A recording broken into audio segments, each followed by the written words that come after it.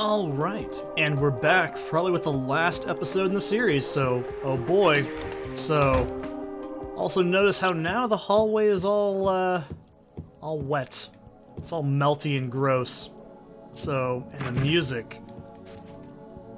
I love it, it's so cool. I've always interpreted this as James coming to grips with the reality of what he's done, and the idea that the world is slowly collapsing around him. I think that's how I've always perceived this. Oh, and I also forgot! Okay, so, if we wanted to end the game right now, if you want, use the dog key on this door in front of me right here. That is a good thing I stopped myself, holy shit. So if you want to do the dog ending, the best ending objectively in the game, get it there. Also, the dog ending skips the final boss fights, so that's another thing you can do that with. So, what do we do now? Well, we can also go in here in the reading room. Now, I'm not picking it up because I'm not sure how it interacts with the ending, but you can see that red book up there. That is that's the last item to get the rebirth ending, so we'll just go ahead and interact with this. Mary's going to die? You must be joking. You must be joking. I'm very sorry. But you're a doctor. It's your job to heal people. How can you just let her die? Please, calm down. As her doctor, I promise I'll do what I can. But there's still no effective treatment for her condition. How long does she have? I'm afraid I'm not sure. 3 years at most. Perhaps 6 months. It's impossible to say with certainty.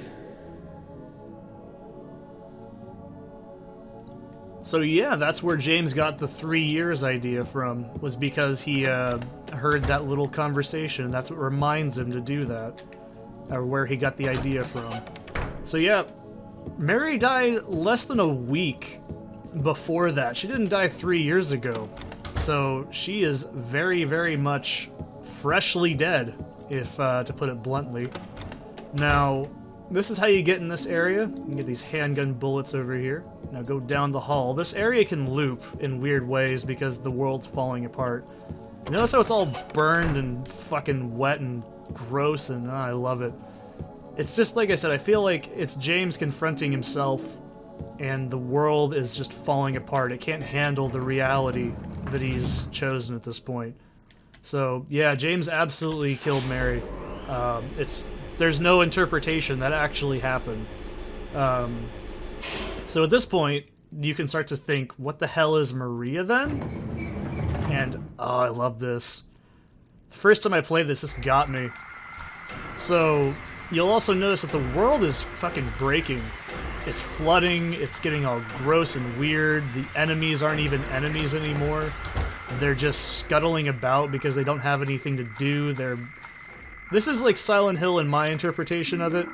This is the last stand of the town, I guess. Like, it's just the town's way of saying, okay, dude, hold your horses, we're not ready for this yet. We haven't set up the next room for you just yet there, champ. And, I really, really like the, that's how I've always interpreted it. So, also, like I was saying in Afraid of Monsters, the water looks very similar to this. These enemies also don't hurt you, so there's no point in fighting them. They're just going to scuttle around. So we need to go through this blue door here. And then, there's still one more thing.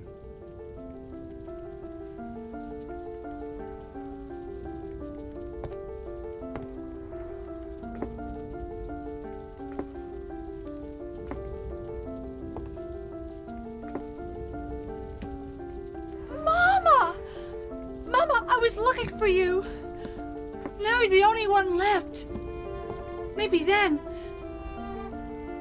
I can rest. Mama, why are you running away?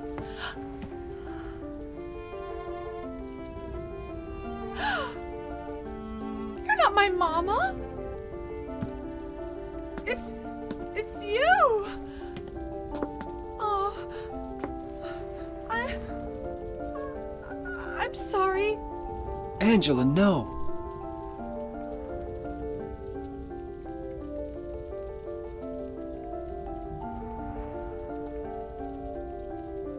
Thank you for saving me. But I wish you hadn't. Even Mama said it. I deserved what happened. No, Angela, that's wrong.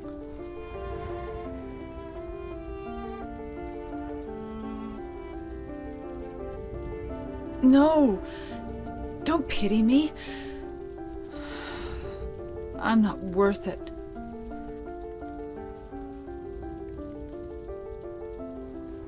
Or maybe you think you can save me. Will you love me? Take care of me? Heal all my pain?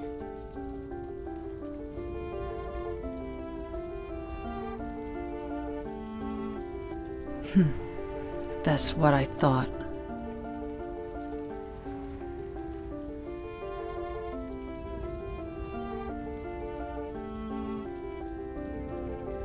James, give me back that knife. No, I won't. Saving it for yourself? Me? No, I'd never kill myself.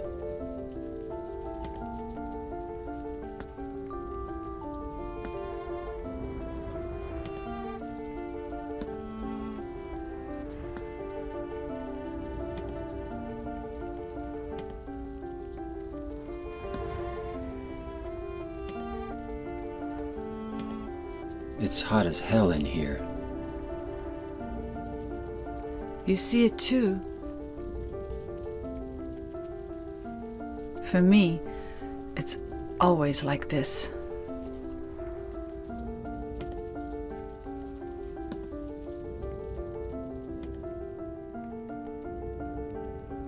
And yeah, that's the unfortunate ending to Angela. So yeah, you may have taken the knife away from her, but I still in my own headcanon think she didn't learn from what Silent Hill is trying to teach her, which was to let go and forgive herself, but I think she was just too far gone. So yeah, she clearly has... You can also find a few bits of paper that say that her dad is dead and her brother. So technically, if we go over here, we can see that there's these two... These actually hurt you if you touch the fire, but those two paintings represent her father and brother who abused her, that she killed. And you can also see that the groin is mutilated as well, so she probably... I don't know if it says it in the news article, but yeah, I've always viewed it as she had rage and wanted to, castrate them, basically, after she killed them to make sure they'd never live, basically, in her mind, because they sexually abused her. So, in my mind, Angela just is doomed to die, because she never overcame what she was dealing with. And that's my interpretation of the character. It's very unfortunate, but... like I said, I've been through these sort of things, and you can let that anger and frustration control you, and you will just absolutely just let it consume you. And the worst thing you can do is let it consume you. It's not wrong to be angry, but it's wrong to use it in the wrong way possible. And I think Angela's line there, where she says, "Will you love me? Will you take care of me?" As someone who's been through that sort of shit, yeah, you never feel like you're the same again. You will never feel like someone can save you. You want someone to, but in your mind it's a constant back and forth of just, this hurts too much, you're hurting me, I'm hurting you, and you will never ever ever find peace.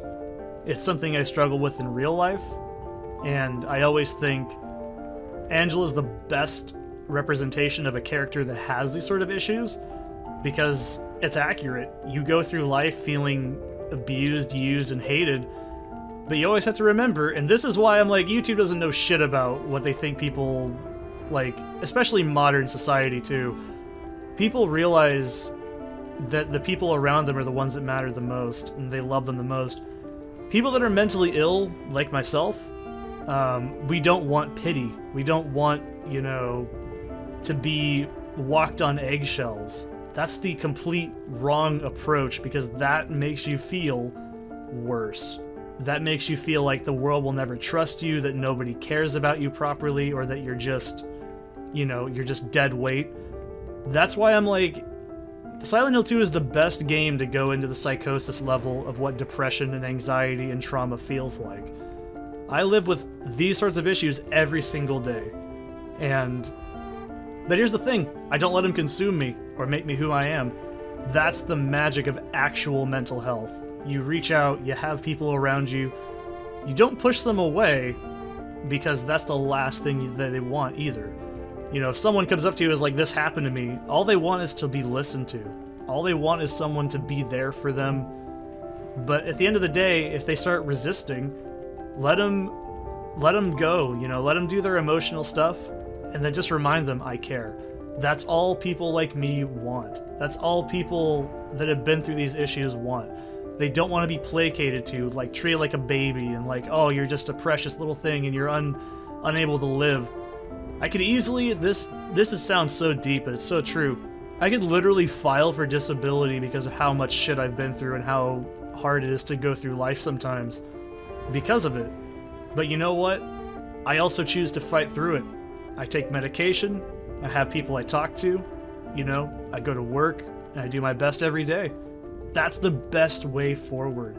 Revenge is not what you want, because that's going to make you feel guilty. And that's what I've always loved, this specific scene. Out of any game I have never seen, or a film, or piece of media. Because everyone says, oh, if you're abused, you're going to be an abuser. That's bullshit. That is total bullshit. And this is coming from someone who has experienced years of abuse, physical, mental, and sexual. It's like, no, you're not determined to be an abuser. That's bullshit. You choose to be the abuser. You choose to not get help. You choose to push people away. You'll always feel those sensations to push away and to lash out, but no, that's bullshit. Everyone's different. And that's why I hate shows like fucking, oh, this new teen drama where the kids are depressed. That's bullshit. That's not real. That's not how it actually works. That's not even close to how it actually works.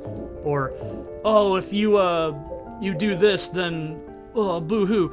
No, it's bullshit. Reality is so much more complex. It's so much more black and white. No, it's gray. It's totally gray. If I had the chance to be a monster and extract revenge on people, I wouldn't take it. Because that's bullshit. Nobody deserves to, beget violence with violence. At least that's my opinion. But, if you want the honest to God from a, trauma victim and survivor of these sort of things, that's the truth. Like, all people want is compassion and care. They don't want to be treated like a baby. They don't want people to be like, don't show them circles, they might kill themselves. Don't show them sharp objects, they might kill themselves. No, that's not how it works. It's so much more deep and intricate than that. And don't always assume that people that are abused are abusers. Also, don't assume that anybody who's been abused is a complete mess of a human being socially. It just depends on the amount of care they receive. That's why I'm so about mental health, man. It's like, you can just say, oh, whatever, like, but whatever, taking days off, that doesn't solve it. You have to be introspective about things. You can't just be like, I'm gonna watch Netflix and do nothing. You have to, like, solve your issues. Anyways, if we examine this letter, there's nothing in the envelope anymore. There's no Mary. Mary never sent the envelope, by the way. I wanted to point this out at this point, too. James made that up. He made that up to make himself go through life. He forced that to, like, make him push himself further, and the town broke him to the point of what he learned. I love that. This whole scene, like I said, man, that's why I'm like, this game is so fucking good. It is the honest-to-God best example of what life is like at this point for people like me. And I'm not the only one. Also, that's the other thing you gotta remember. You're not alone. I know that sounds horrible, but it's true. You're not alone. There's always people that are there to help. And reach out, Also, don't be afraid to fucking cry. Don't be afraid to get mad. Just don't let that consume you personally. That's the other thing, too. Also, a last save in the game. So, I love this cutscene too. I love the soundtrack that plays here as well. This is fan-fucking-tastic. I love it.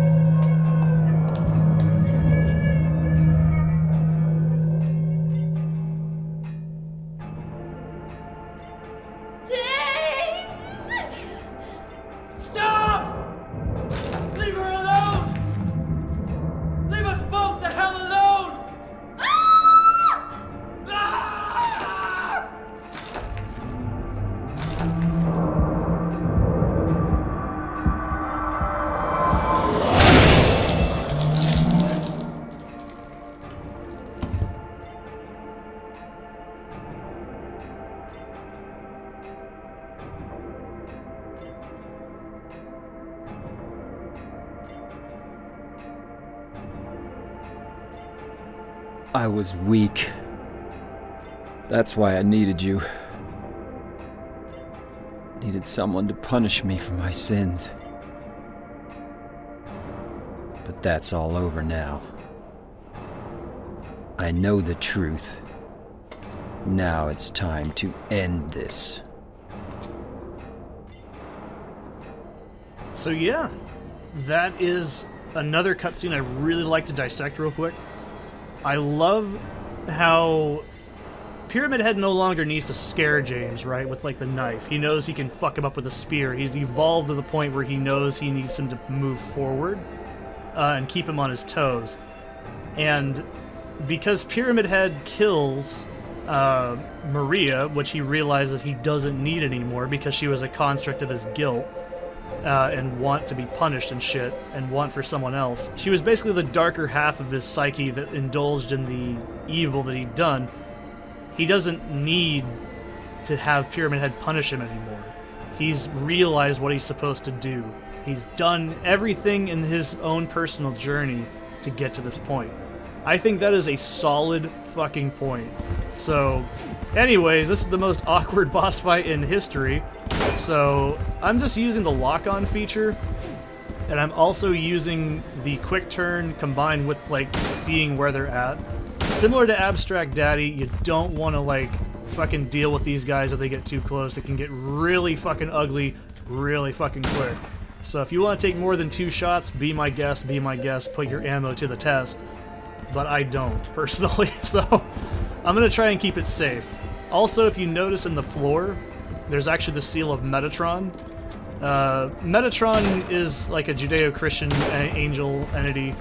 However, in this, Metatron refers to the seal of God, I'm pretty sure. Am I correct in saying that? That image is mainly made for Silent Hill 2 and 3. But it's also the symbol for Valtiel, who also has that tattooed on his arm, who functions similarly to Pyramid Head in that he leads Heather to the core of her problems and what she needs to do. So, it's theorized, and I kind of believe this, Pyramid Head is only working for the Red God, Shukil Bara, but I don't think he is. Excuse me, and I don't think that Valtiel and Pyramid Head are the same thing. I think that's safe to assume that most people think that too. But, you know, it's just my interpretation, based on what I can tell. But I would say that Pyramid Head's a servant of Valtiel, who I personally think is the Red God in the series lore. But yeah, this is also why it pisses people like me off, that they just fucking jam Pyramid Head into shit. He's only for James. It was only out of his desires and feelings and thoughts. There's no fucking reason that Pyramid Head should have been in any other goddamn Silent Hill media. This is just the like statement that everybody who's actually played the fucking game can tell you. I'm not mad that they used it, it's the fact that they basically turned him into a fucking mascot.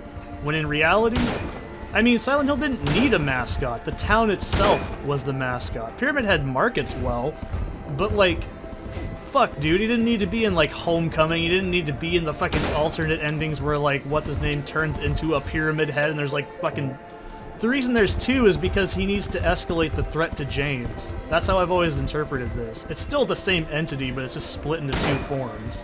And James is fighting back, hence why he says time to end this. And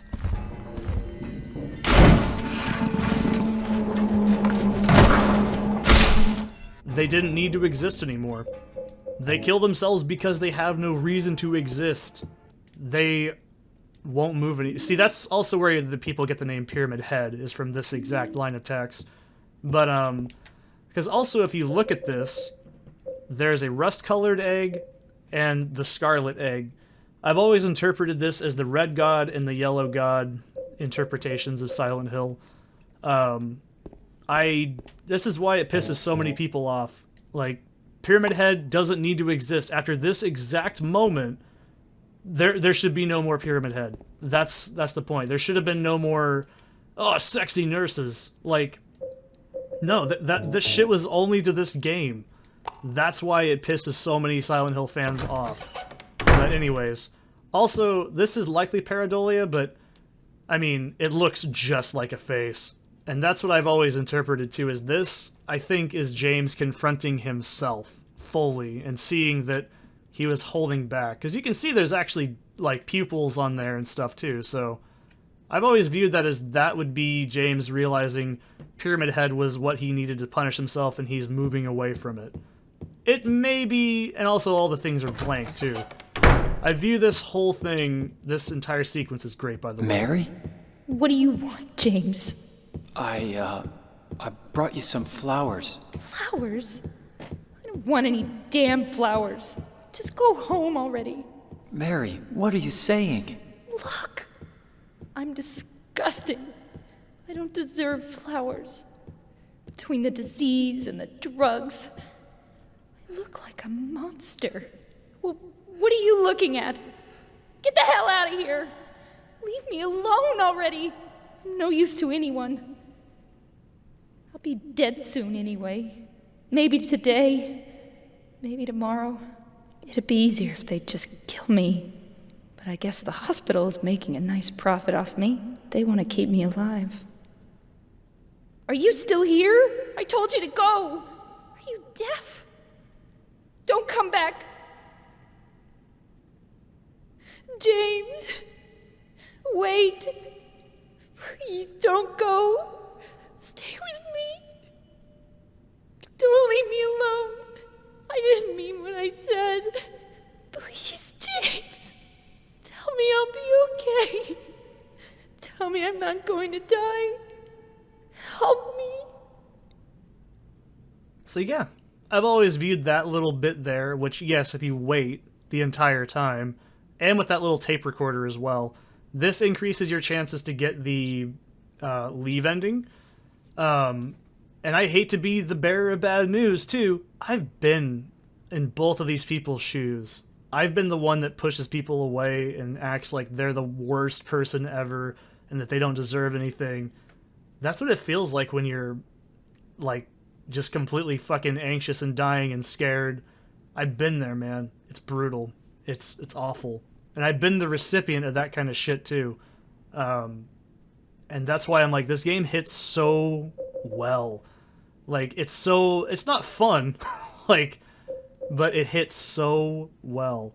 Also notice that these are all different bullets. I'd like to point out there's the owl, the crow, and the penguin. I like how they're all based on different animals. I haven't pointed that out till just now. Sorry, birds. But they're all, like, I don't know if there's any symbolism to it, but I just want to point it out. But yeah, I've been there. That's the worst part. This is something that this is the part that hit me the most playing the game.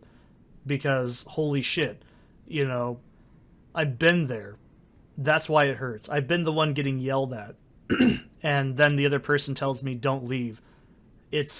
But you take it because you care, but it does fucking hurt every single time. That's why I'm like, it's not bad to be angry, but you can remember that it hurts other people around you. But James would have to have dealt with this for God knows how long. So you can imagine why he was so fucking, like, shattered. His emotions were destroyed.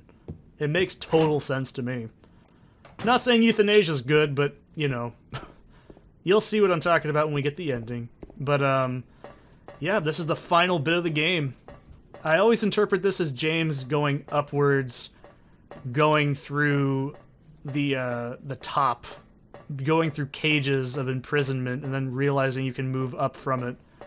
I've always viewed this as like the literal last hurrah of the town. It's trying to say you should feel bad.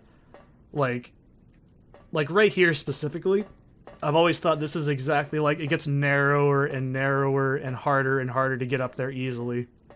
And yeah, I believe we got the leave ending. We should have. Also, this just kind of fucks off. I've always thought that was pretty cool.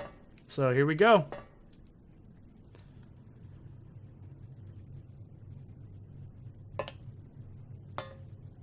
Mary?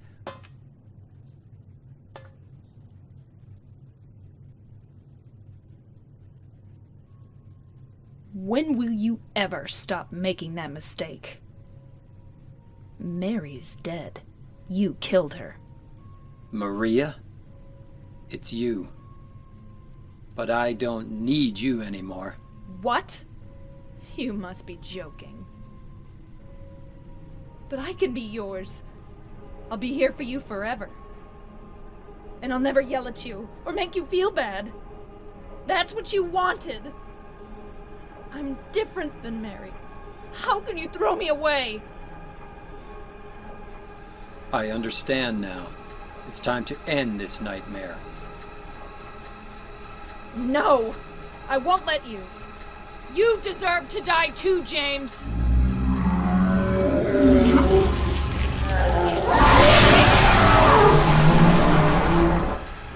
So yeah, you can also interpret that as this is the final bit that he realized, yeah, fuck you, you're crazy. So like, yeah, this fight's very similar to the Abstract Daddy fight. Or sorry, not Abstract Daddy, but the bed fight. It's symbolic, I think, of that, because I always feel like that fight was leading up to this moment. But also, it's because, yeah, that was like James's mental image of his wife, this fucking twitchy, angry monster that yells at him and is stuck in bed and like restrained. Plus, I've also seen people say that, well, Pyramid Head and her have tentacles, so therefore they're the same thing. I don't buy that, I hate to say. So, I don't know. I think it's just a creative design. So, she does shoot out the fucking Mothra beam, as I like to call it. You can avoid that by just running, and you'll know that it leaves you alone because you'll actually hear it stop like that. So, shit. Oh, this is why I hate the shotgun. Also, wiggle the sticks, too. Oh shit, she's really fucking close. Oh shit, she wet! No! Let go of me, damn it. There we go. So you could use the handgun. I'm not gonna use the handgun. I'll just use the shotgun for this moment. Because it does the most damage, even though technically it's probably better to use the, oh, to hell with it. I'll just take the damage. You just shake the sticks off and they leave you alone quicker.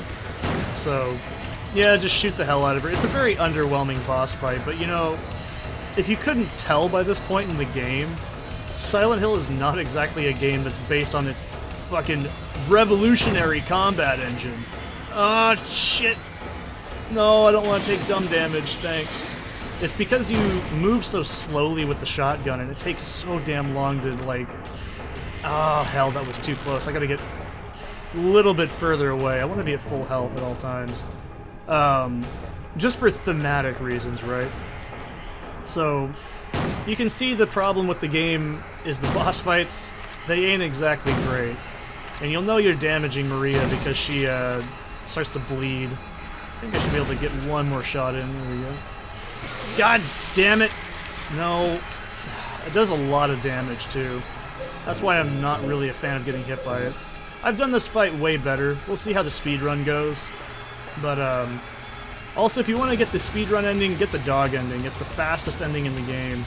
UFO, yeah, that's pretty quick too, but it involves having to interact with stuff more, and I'm just not a huge fan of it. God damn it. Oh my god, I'm taking so much dumb damage. This boss fight is not graceful, and normally I do this with a little bit more rifle ammo, but you know, we'll see. Like, the speedrun version I think will be a lot more cleaner than this, obviously. Should be pretty damn close to dying, too. Oh, come on. It's gonna wombo me. Don't you wombo me, you fucking vagina dentata-looking motherfucker. There we go.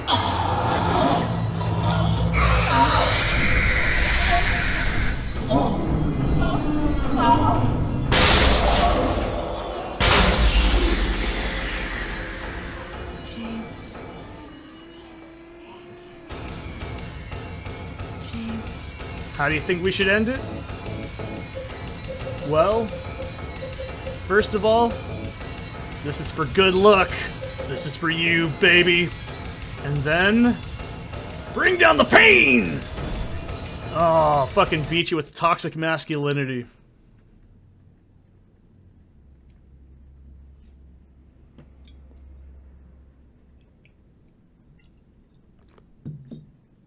Mary?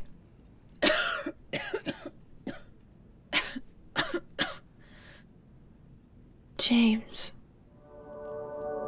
Forgive me.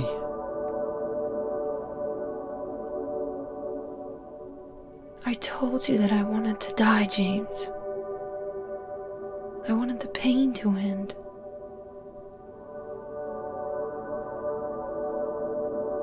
That's why I did it, honey. I just couldn't watch you suffer. No. That's not true. You also said you didn't want to die. The truth is, I hated you. I wanted you out of the way. I wanted my life back. James, if that were true, then why do you look so sad?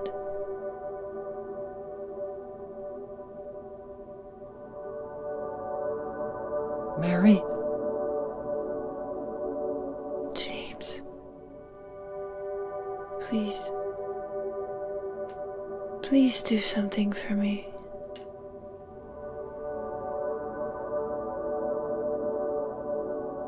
Go on with your life.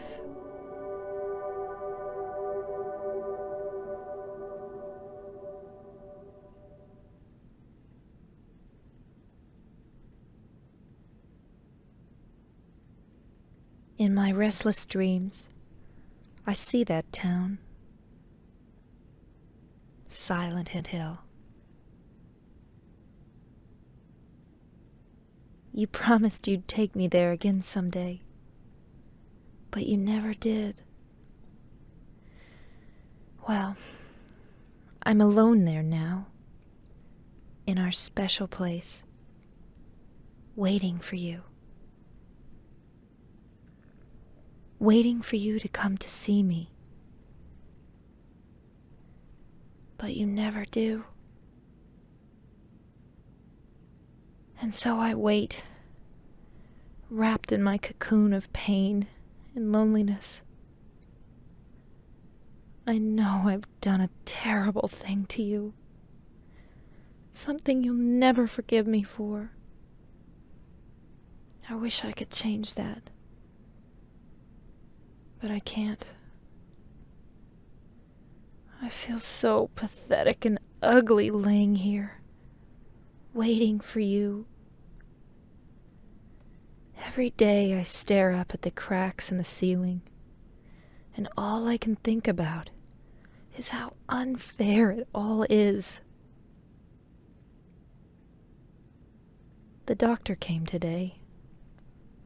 He told me I could go home for a short stay. It's not that I'm getting better. It's just that this may be my last chance. I think you know what I mean. Even so, I'm glad to be coming home. I've missed you terribly. But I'm afraid, James. I'm afraid you don't really want me to come home. Whenever you come see me, I can tell how hard it is on you. I don't know if you hate me or pity me. Or maybe I just disgust you. I'm sorry about that. When I first learned that I was going to die, I just didn't want to accept it. I was so angry all the time, and I struck out at everyone I loved most. Especially you, James.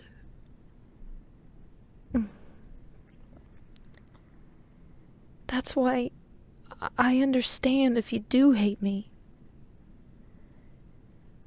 But I want you to know this, James. I'll always love you. Even though our life together had to end like this, I still wouldn't trade it for the world. We had some wonderful years together. Well, this letter has gone on too long, so I'll say goodbye. I told the nurse to give this to you after I'm gone. That means that as you read this, I'm already dead. I can't tell you to remember me, but I can't bear for you to forget me. These last few years since I became ill, I am so sorry for what I did to you, did to us. You've given me so much, and I haven't been able to return a single thing. That's why I want you to live for yourself now. Do what's best for you, James. James, you made me happy.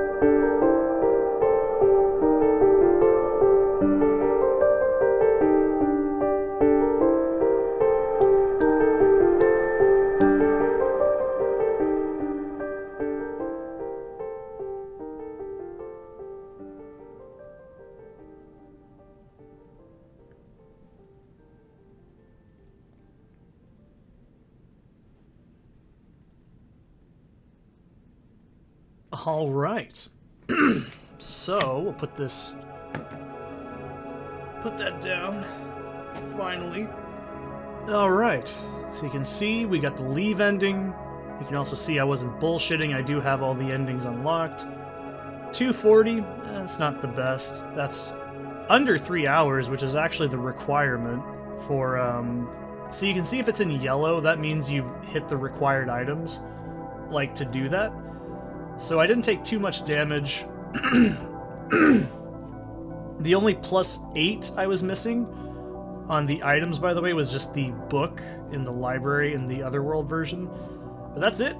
You know, I still think this game is just perfect. I mean, story-wise. It's got its moments here and there where it's not great. Some of the design can be questionable at best. But it's still a landmark game. And, you know, if you couldn't tell, I have a ton of social issues and stuff. And I still enjoy the game because it's fantastic and it's a very respectful and wonderful insight. And it's something that I know helps a lot of people. Even if they don't play video games. And, you know, Silent Hill 2 is just one of those landmark games. It really, really is. It's like Shadow of the Colossus, you know. I go as far as say this and Shadow of the Colossus are two of the best game is art bullshit things you can tell people, and it proves it. You know, there's very few games that have made me feel the emotions I feel on a daily basis and present them in such a way that you feel better walking away from them at the end of it. And like I said, it's respectful towards what those people are like, and it's something that it's probably because this game was developed in Japan. If this was developed in America, this would have been like absolutely destroyed. They would have been, especially if this game came out today, everybody would be just walking stereotypes and just not, you know, handled correctly. And that's why I'm hesitant of the fact there's a remake, because I'm worried they'll change the tone of what the game was like in the end. But, you know, maybe it's the best thing ever. Maybe it's not even touched. I don't know. I don't care enough. Remakes don't interest me. The actual product is what interests me. So yeah, I really enjoyed this playthrough. You might be like, wow, you exposed so much pain about yourself the whole time. Are you okay? Yeah, that's life.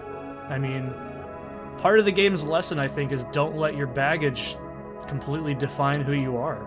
I felt this way for 10 years when I first saw stuff for this game. It's one of the landmark things to me as a person because it makes you think. And it's something that games still do that every now and then, but this was just a different time. This game came out at the perfect time in history and the perfect time where technology was able to do this. I still think it's a wonderful game, and I hope you guys are looking forward to the speedrun version I'll do without commentary. But yeah, I thank you guys for watching. I hope you enjoyed, and I'll see you in the next one.